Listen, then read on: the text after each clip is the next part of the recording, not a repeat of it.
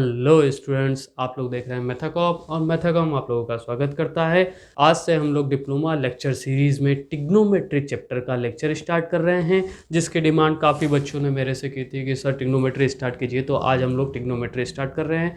तो स्टार्ट करते हैं ट्रिग्नोमेट्री में आप लोगों को समझाऊँ उससे पहले मैं चाहूँगा कि चैनल को लाइक कर दें, सब्सक्राइब कर दें और अपने फ्रेंड्स के साथ शेयर कर दें।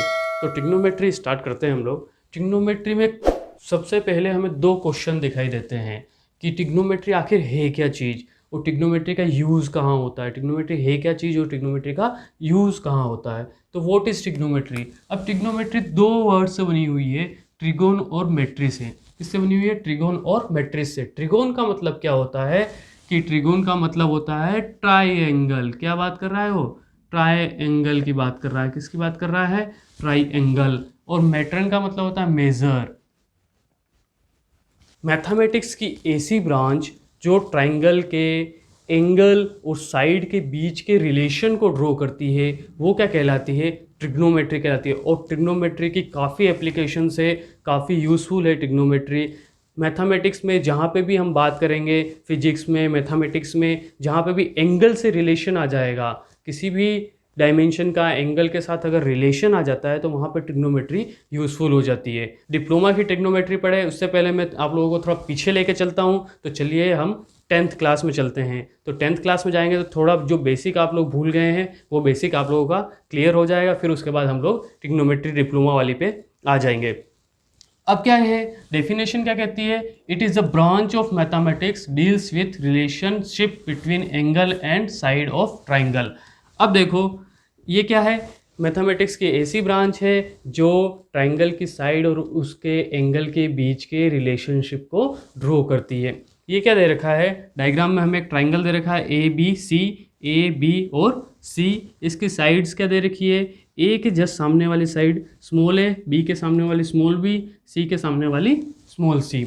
ये नोटेशन का तरीका होता है। अब इसमें क्या क्या मेज़र कर सकते हैं हम? क्या क्या दिखाई दे रहा है मुझे मेज़र करने के लिए? इसमें क्या दिखाई दे रहा है मुझे? तीन एंगल दिखाई दे रहे हैं, angle A, angle B and angle C. और क्या दिखाई दे रहा है मुझे? तीन साइड दिखाई दे रही है, ए बी और सी।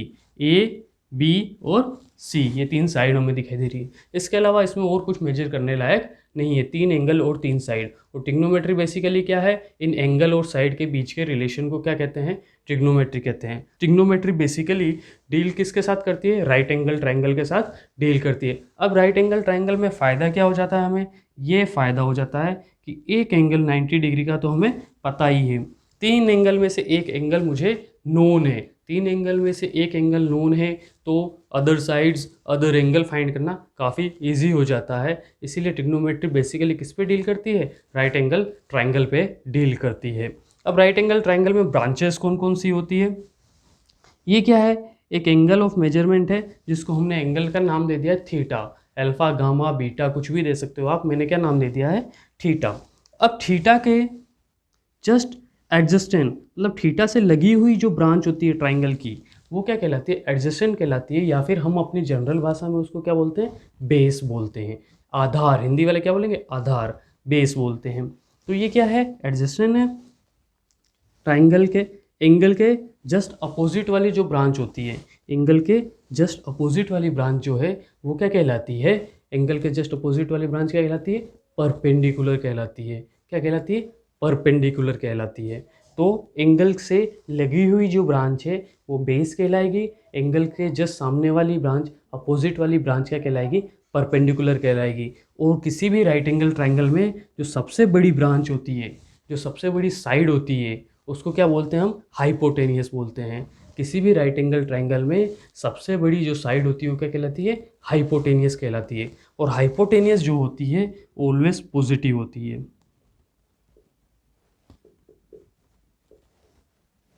हाइपोटेनियस क्या होती है? ऑलवेज पॉजिटिव ही होती है।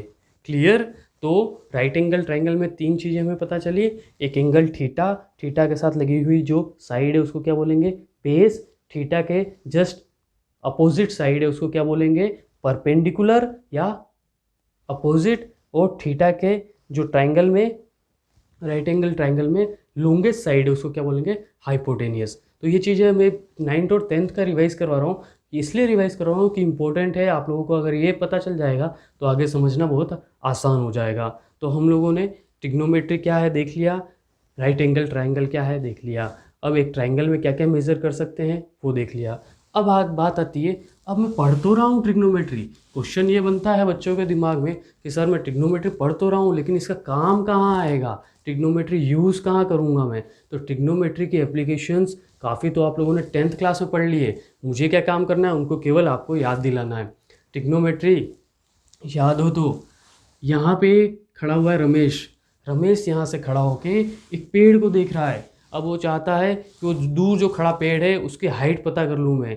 तो पेड़ की हाइट या तो मेज़रमेंट टेप लेके जाओ नापे, और दूसरा तरीका ये है कि वो क्या करेगा, ये जो यहाँ 5 मीटर, रमेश से 5 मीटर पे एक पेड़ खड़ा है, उसके यहाँ से देखने वाला एंगल फाइंड कर लेगा। टॉप पे जो देखने वाला एंगल है ये फाइंड कर लेगा, ये माना 60 डिग्री आ गया। तो ट्रिग्नोमेट्री रिलेशन की हेल्प से हम क्या फाइंड कर लेंगे, उस पेड़ की हाइट फाइंड कर लेंगे। ये तो पेड़ की बात होगी, पेड़ की हाइट तो चलो नाप भी सकते हैं, है ना। अब बात करते हैं हम लोग, पहाड़ की हाइट फाइंड करनी है।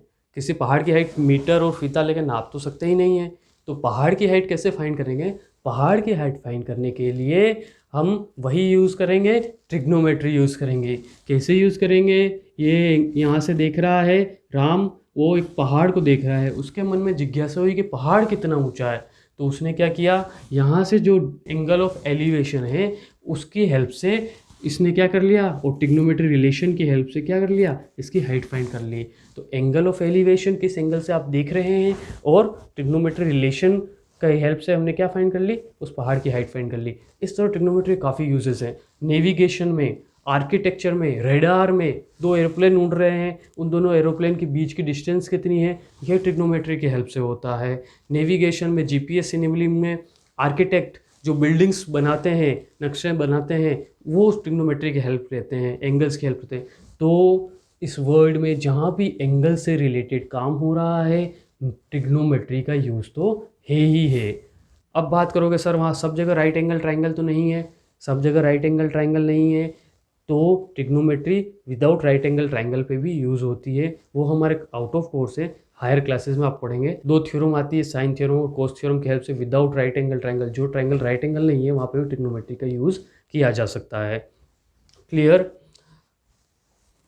तो ट्रिग्नोमेट्री कहाँ यूज़ होती है, मैथमेटिक्स की सारी ब्रांचें जहाँ पे एंगल से काम लेते हैं वहाँ ट्रिग्नोमेट्री यूज़ होती है। अब एंगल क्या है, ये पॉजिटिव एक्स एक्सिस है, ये क्या कहलाता है, पॉजिटिव एंगल कहलाता है, ये क्या कहलाता है, नेगेटिव एंगल कहलाता है। पॉजिटिव एक्स एक्सिस से अगर हम पॉजिटिव साइड में मूव कर रहे हैं पॉजिटिव एंगल कहलाएगा, नेगेटिव साइड में मूव कर रहे हैं तो नेगेटिव एंगल कहलाएगा। और कभी भी एंगल मेज़र किससे करते हैं हम, पॉजिटिव एक्स एक्सिस से ही एंगल मेज़र करते हैं।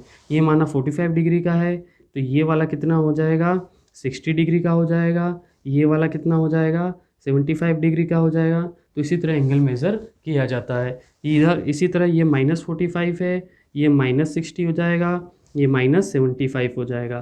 तो पॉजिटिव एक्स एक्सिस से ही हमेशा एंगल को हम मेज़र करते हैं। अब एंगल मेज़र करते हैं तो एंगल को मेज़र करने की दो टेक्निक्स पढ़ी है हम लोगों ने, डिग्री और रेडियन।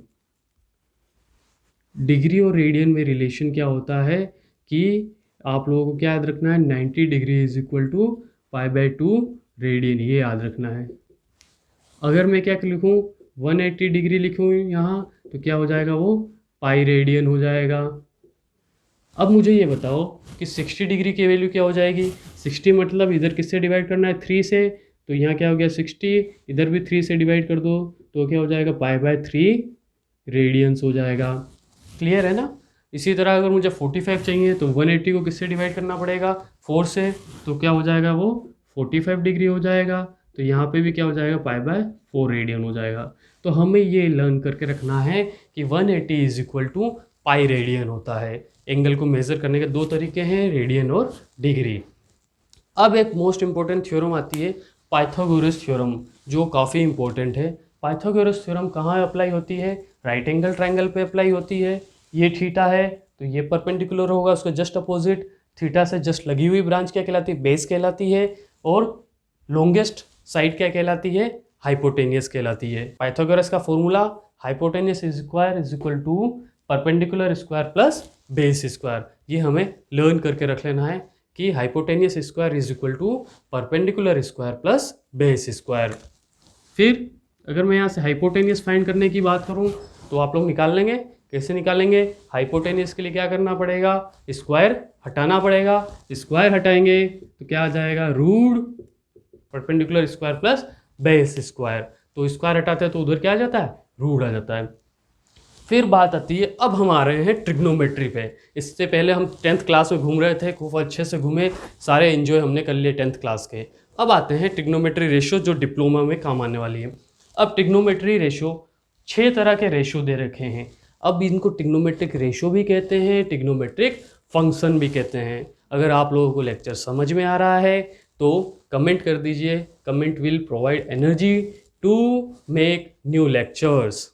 कमेंट से एनर्जी मिलती है जिससे नए लेक्चर बनाए जा सके। अब क्या कह रहा है वो? ट्रिग्नोमेट्रिक रेशियो या ट्रिग्नोमेट्रिक फंक्शन।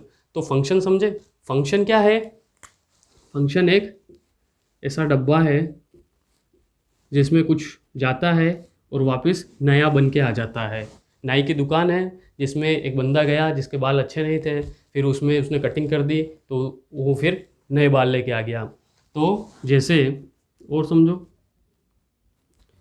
ये एक ऐसा डब्बा है जो क्या कर देता है? 5 से गुणा कर देता है। जो भी अंदर जाएगा उसको 5 से गुणा कर देता है। तो इसमें 2 डाला तो आउटपुट क्या दे देगा? 10। 3 डाला तो आउटपुट क्या दे देगा? 15।